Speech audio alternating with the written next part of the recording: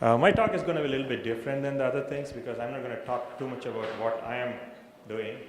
But let me see. Yeah, what I'm going to do is to summarize the proceedings of this Ontology Summit and Symposium.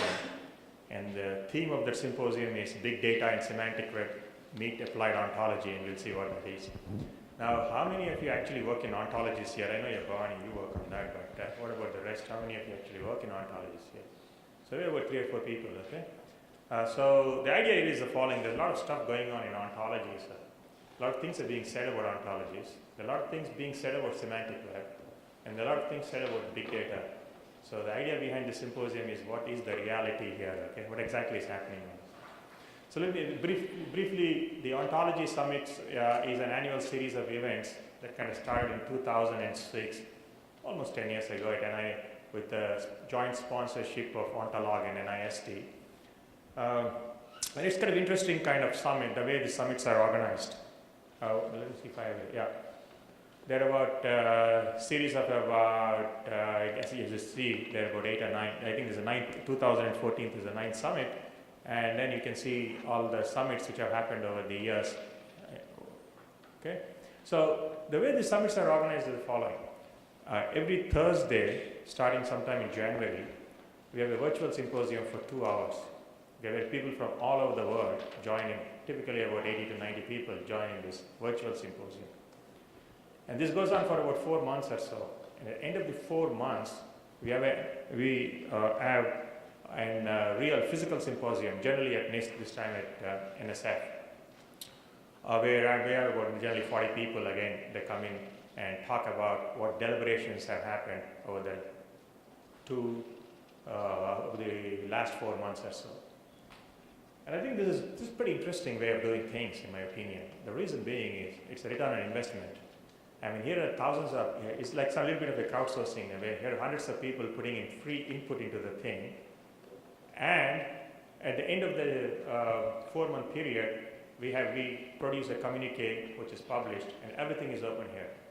And not only that, and for those of you, has anyone heard of this Ontology Summits here? Has anyone participated in that? Okay. Has any one of you participated in the Ontology Summit, or at least logged in somewhere? Well, don't worry, because everything is on the web right now. You can, if you have 40 times 8, 320 hours, you can actually listen to these things. The slides are there, everything is there. So you have not really missed anything. If you have slept through the whole process of 8 years, you have not missed anything because everything is available. Yeah, Jan will talk about it a little bit. And so everyone talks about big data here. There are these 4 V's and things like that: volume, variety, and velocity. So I don't want to go too much into that, except that I want to add 3 more things to it and say there are 3 other things which people don't talk about. Some people in the symposium really talked about, but they don't talk about this value, viewpoint, and visualization. And these things become important, as you have seen over the last 3 days. Some people have these pretty graphs from which they can derive that certain parts of that graph are interesting and exciting, and other parts are not so interesting and exciting. Okay? So these are kind of useful things. Now, one of the problems with most of this big data work which is going on is people do data analytics, do all kinds of statistical analysis of the data and find inferences and correlations. And I come from Howard County. Anyone from Howard County area here, near Maryland area? It actually snows a lot there. I mean, it rains a lot. And then when someone did this data analytics on Howard County, and found out something very interesting. There's a correlation between the pedestrians killed in collision with railway trains, train deaths in the US, and average precipitation in Howard County, whatever the rain precipitation. And it was found out that whenever it rains in Howard County, there is also a death somewhere by the train. Okay? So it's interesting correlation. Now, there are lots of these spurious correlations. If you go to this pretty website, you can see those kinds of things. Let me see, is this the one? Or not? Okay, yeah. If you go to this website, you'll see many of these spurious correlations. And that happens all the time in this big data business. Okay, I don't know how many of you have encountered that kind of a thing. People are doing real research in this big data. All kinds of things, okay? So, and you can see those things happening around in the San Diego area too. And you can see in the political area, okay? And they're always doing about Redskins winning a game and Democrat being elected and things like that, and all those correlations. I have no idea whether they mean anything or not. However, one of the problems with this is knowledge, because that's where the semantics come into picture. Okay? So then coming to the semantic web, I guess many of you are ever doing anything in computer science nowadays must have read this article, which is called the Lee et al. Article, Berners-Lee et al. Article about the semantic web. And Berners-Lee and Jim Endler and I think the other person is generally unknown, Lassila. People never heard of this guy. So they wrote this vision for semantic web and said, well, you know, the semantic web is not really a separate web but the extension of the current one. And the key thing is the following, where they said the information is given well-defined meaning, and then that's okay, giving you well-defined meaning, but the key thing is enabling computers and people to work in cooperation. Okay? So the idea is the human beings and the computers work into cooperation, and there may be some intelligence process going on, some inference thing going on in there. So if you look at, I mean, this is a slide from Leo Oberstedt, MITRE, I guess one of your colleagues. He kind of looked at this in 2010 and did an analysis on that, and kind of found out that in 2010, but by the way, the Berners-Lee article came in 2000, okay, almost 14 years ago.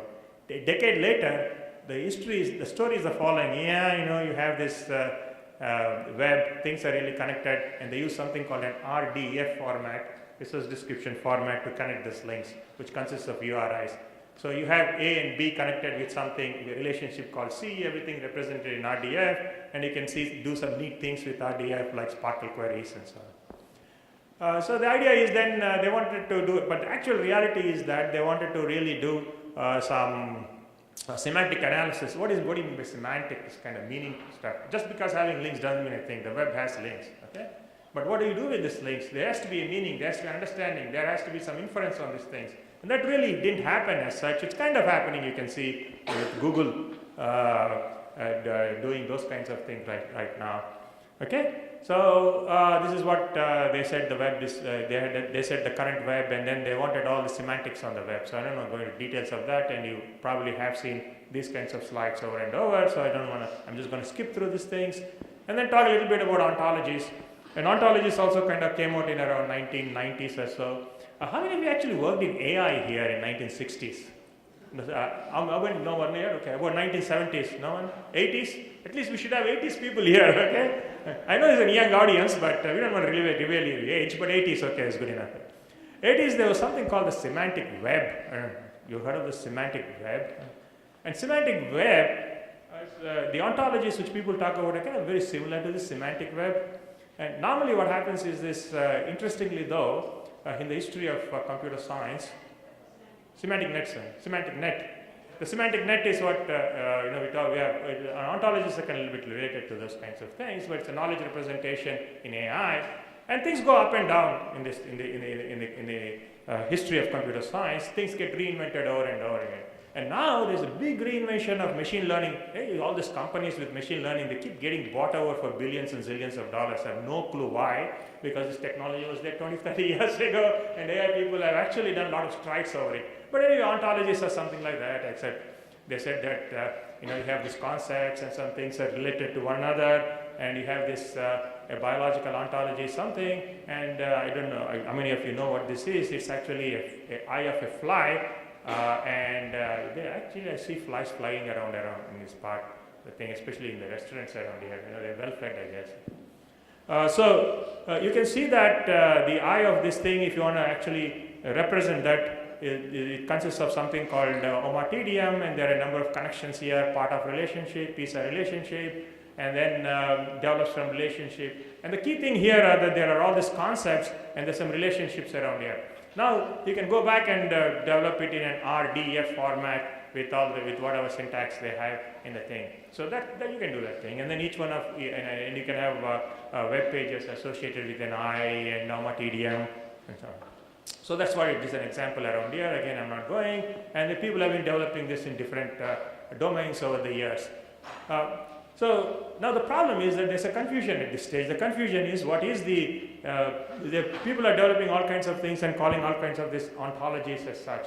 So again, Leo and Mike Gruninger came up with this notion of this ontology spectrum, where you can be working in different formalisms as such, and depending on what you want, how much semantics and expressiveness you want, you can use the appropriate thing. Now, if you look at this level, the representation scheme is logic and things like that, and there's a strong semantics associated with it. And if you go at this point, there's a weak semantics, and you have representational things like XML, representation languages. Here you have things like OWL and UML and things like that. You know. So the problem is the following. The problem is that depending on whom you talk to, the ontologists think that everything has to be done in a very formal logic manner. And the semantic web people think that who cares, you know, as long as it works and you make money, it's fine. Okay? And that's exactly what's happening in the real world right now. Those companies which get bought away really don't do anything really big. They do some small things, and someone has to acquire you and you make money out of it. Okay? So that's the kind of thing that is happening around here. I don't want to go into details of these things, except that if there's a nice little video here which kind of explains, it calls these guys who are working here called scruffs, and here the guys who are working here called needs. And there's always this thing going on between the scruffs and the needs. The needs thinks everything has to be formal. The scruffs thinks that hell with it, it has to work. That's about it, okay? And some of the applications that you see in your day-to-day things like Best Buy and so on and so forth, they actually use RDF formats, and they do use the semantic web, and they are making money out of it. So there are a number of application scenarios. Again, I guess I have about 5-10 minutes, okay? So can try to go through this thing. And the key applications are access to information. Search is a big thing, and that's where the big data stuff come into picture. And our neutral authoring and ontology as a specification. Again, I think all the slides are available to the audience here. So, and if you want, I have references to you just Google this guy and then talk about that, and you can get the appropriate information. So here are some of the examples that ontologies have been fairly used right now. One is for this an application in the military world, and this comes from MITRE, where what you do is that you have a common representation, and you have big databases, large databases around the web, and you can do this define here is an identifier or a term, and you can map to each one of these terms. That's a common example people use for large databases. That's how ontologies are kind of used. And ontologies are used also for interoperability, like here is a CAD system which has to interoperate with some other CAD system. It's a big problem, and what the way this is done is that you have an ontology in this particular domain, you map it onto a common ontology, do some semantic equivalences. And the idea here is the following, because base extrude is not the same in these both domains. In one domain it's called extrusion and has parent, and here it's in this way. So using ontologies you can do interoperability. And ontologies have been used for searching large documents. Here this is a case where you have doing some pattern searching, and you can see that one has to develop. There's something called a bioportal. So if has anyone heard of this bioportal? It's actually a lot of biological ontologies which are maintained through this bioportal. Very useful system. And in this case, these guys used this bioportal to do the biological ontologies. They did a patent ontology, and they did all these searches across various documents again over the network. Okay. And the reason why they had to do this is because a particular term here, for example, this is for growth factor, erythropoietin is called EPO in one, these two are equivalent kind of thing, and do these ontologies, we can find out that they're equivalent, and sometimes you have to go through the class hierarchy, because it's just not a term matching, term 1 to term 2 matching, but it's rather than you have to match through the classes and so on. Okay? So that's how this is used in search. So, coming back, that's a brief introduction to these 3 items. Coming back to the summit, so the idea is to now get all these communities to find out exactly what's happening. So that was a key goal. I can't go through the entire summit around here because it's as I said, it's almost 30 to 40 hours, and I'm trying to summarize that in 10 minutes. So what my suggestion is to go through the website and it has all the slides, it has all the talks. In fact, there are some interesting talks from the guy who developed Siri. I guess you heard of the Siri, the Apple thing. I could never get it working. Maybe my accent, but that's a different thing. So all those guys have all given talks over the years in this thing. And the guy from IBM, the Watson, the person who was involved in the development of Watson, talked about how ontologies are used in Watson. Actually, ontologies are not really used in a deep manner, but still it is useful. So that was the goal. And again, as I said, there was a virtual symposium. Everything here is the website that you can go to and get it, and there is a communique out there. It's just a little bit of overall organizations. We had several tracks in there. One track dealt with reusable. The problem with many of these ontologies and the thing is that it's a reusability. People develop ontologies. What do you do with it? Okay? Except write a paper. Can you reuse the thing? So that was the theme of this particular track. And then the other track talks about the tools which are available for there. And you'll be amazed how many tools out there for ontology building and finding out whether ontologies are consistent and so on. Then there's this whole notion of the ontology lifecycle and overcoming ontology engineering bottlenecks. And then the key problem here in big data is the variety, as you have seen. Now, many of the talks that you've seen of the symposium kind of deal with just the Twitter data or something like that, but no one really talked about how you combine, actually maybe there are one or two talks, how do you combine these notions of the Twitter data? How do you combine the video analytics? How do you combine relational databases and all of them? This is a variety, that's a data variety. How do you merge these things? And that was the part of this one. There was a whole discussion on these things, and we talked about the real world applications too. And then there's a whole notion of hackathons. We actually do some implementations of the things. And we did have some keynote speakers. Again, all the speeches, again, if you want to know what these people are thinking about it, like Fanaham, Daniel, or Phil, these are all Phil is Associate Director for Data Sciences at NIH, Dan is from DARPA, and Fanaham is Assistant Director of Science. And if you want to know what these guys are thinking about big data, and if you have missed any of their talks, I mean, this is excellent talks. You go to the website there, the talks are recorded there. We don't have the DARPA slides, but we have the rest of the slides. Okay. So, in terms of the summary, as I said, that we have about distributing this kind of news, so we have only 97 there, but we have almost what is it? There are 12 virtual sessions. There are 111 presentations made in the whole symposium. So all these things are. In fact, it will be interesting if you take this symposium and do the same thing around here next time. We have this virtual symposia, and then over the end of 4 months, you can have a physical one. Okay? And here are some of the little lessons learned, and that's going to be my summary slide. And I'm going to stop to this. So the key thing is that people talk about a lot of these ontologies and things like that, and there is this key issue about scalability and expressiveness of this underlying ontology representation language. So scalability is a problem, and expressiveness, as you have seen, is a spectrum, like from basic terms to logic reasoning. So those are the kinds of things. And the reusability is again an issue too, because I could develop ontologies in one domain, how do I use it in another domain? That's it. So there all these talks talk about more and more details. I don't want to go into that as that. So now the key thing again is that the semantic web and big data provide great opportunities for the ontology-based services. So the ontology-based services exist out there. It's only that these big data people and the semantic web people don't talk to one another. That's the key problem. They don't really talk. The ontology people kind of know a little bit about the semantic web, actually much more than the semantic web people know about the ontology people. So they need to be talking to one another a little more, and my purpose here is I'm trying to do as Guy Kawasaki was evangelizing yesterday on various things. So I'm trying to evangelize the ontology summits around here. So that is the goal of this particular thing. Not so much about a talk about my research. Okay, and there is all these backup slides after this, and these backup slides kind of go into all these summits and summarize what's happening and things like that. So I don't want to